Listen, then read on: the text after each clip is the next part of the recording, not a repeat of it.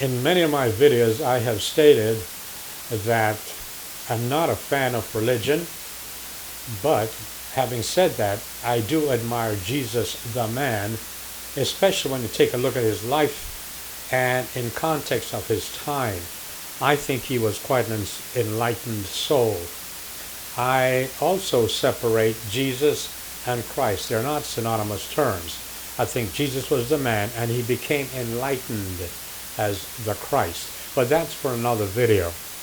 Anyway, in the previous videos I had mentioned that, I'm not a fan of religion, as I said, but I do find Jesus to be intriguing, to be very interesting. And ever since I did that, this is about the fourth email or message that I've received from people telling me that they follow Jesus, the man, his life, as opposed to the religion of Christianity. What I said in my videos is that I don't know of a single religion on earth that follows the words and deeds of Jesus exclusively. All Christian religions follow basically the words of Paul, not Jesus. Anyway, I want to read you a part of this because I find it interesting. We do part about the importance of Christ. I am a firm believer in the supremacy of Christ, but I was not always so inclined. So I'm not an evangelical type of person. I will listen to other versions of truth, no matter where it comes from, just in case I can find any revelation in it. When I was growing up, I was raised a Catholic, so I know quite a bit about them. My dad was also in the Navy, so we lived in many places, and Italy was one of the places we were blessed to visit. So all roads lead to Rome.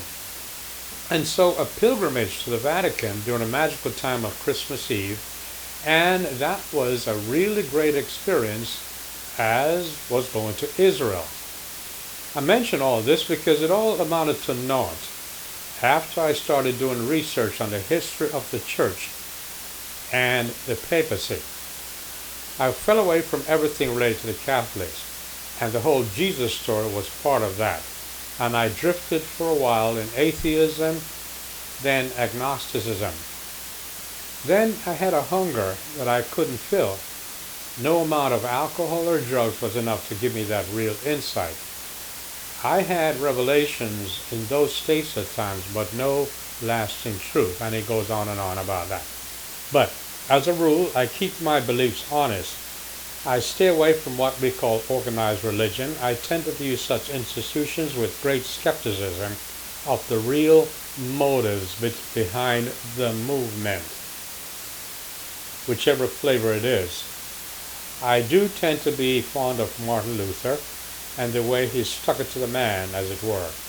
But he wasn't looking to upend or split from the Catholics. He wanted to right the erroneous practices and teachings. Too bad it didn't work.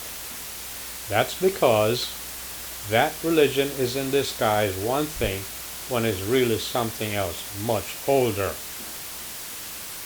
I admire Michael, I really do, because obviously Michael is a thinker, okay?